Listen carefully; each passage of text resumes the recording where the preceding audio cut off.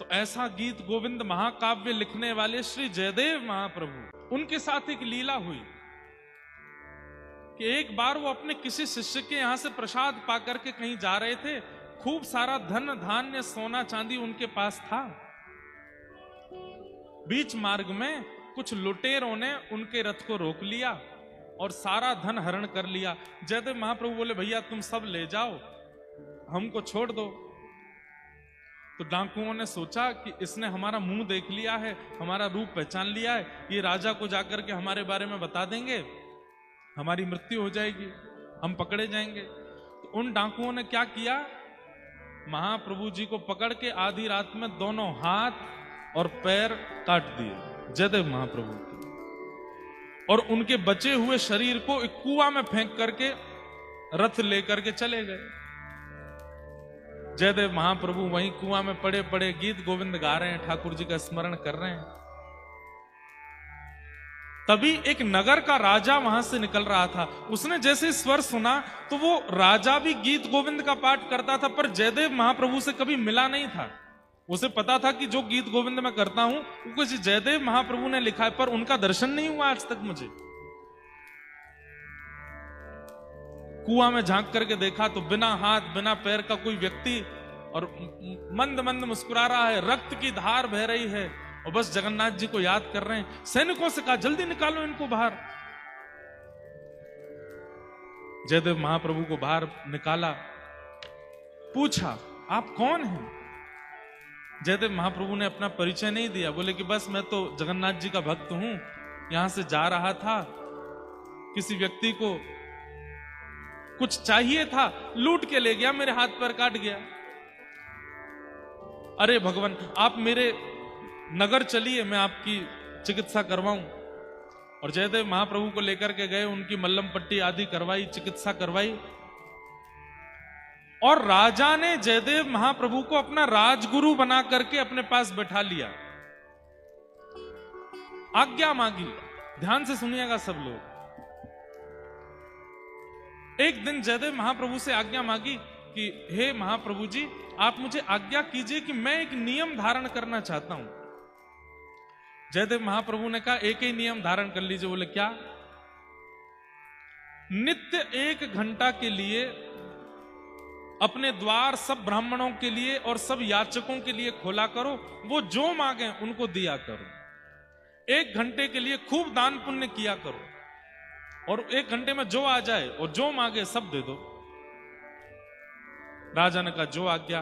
अब तो महाराज पूरे भारत में हवा की तरह बात फैल गई कि उड़ीसा प्रांत में एक राजा है, 1 घंटे के लिए द्वार खोलता है, उतने में जो पहुंच जाए, जो मांगते हैं सब देता है।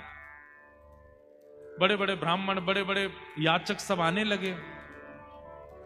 तो वो जो चोर थे जिन्होंने जयदेव महाप्रभु के हाथ पैर काटे, उनके मन में आया कि एक राजा मुंह मांगी वस्तु प्रदान करता है, हम भी ब्राह्मण बन के चले जाते हैं, मांग लेंगे राजा से।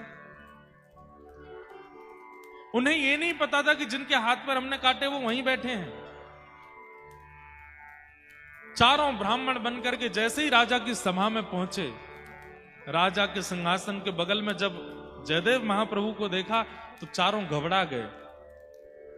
बोले, अरे ये तो वही हैं जिनके हाथ पर हमने काटे थे, ये हमारा रूप जानते हैं, ये राजा को सब सत्य बता देंगे, यहां से निकलने में ही फायदा है। जैसे ही चारों वहां से जाने लगे तो जयदेव महाप्रभु समझ गए कि संकोच में यहां से भाग रहे हैं।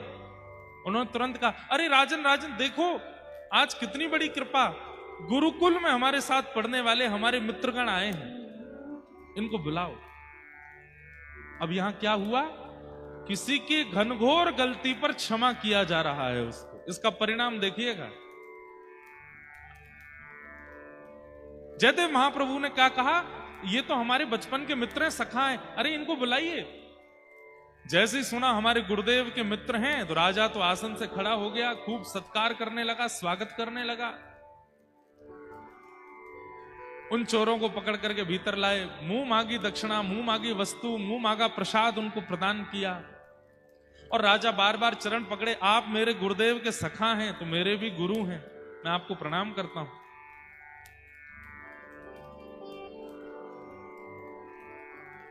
वो डाकू चोर सब सोचने लगे, बोले कि ये जयदेव महाप्रभु, इनके हमने हाथ पैर काट दिए और ये हमारा इतना सम्मान करवा रहे हैं।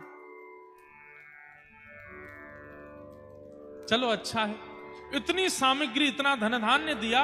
राजा ने कहा ये सब आप लेकर के जाओ। तो उठा नहीं पा रहे थे, तो राजा ने सैनिक भेजे उठा करके सामान के इनके आश्रम तक छोड़ के आओ। इतना सामान दिलवाया।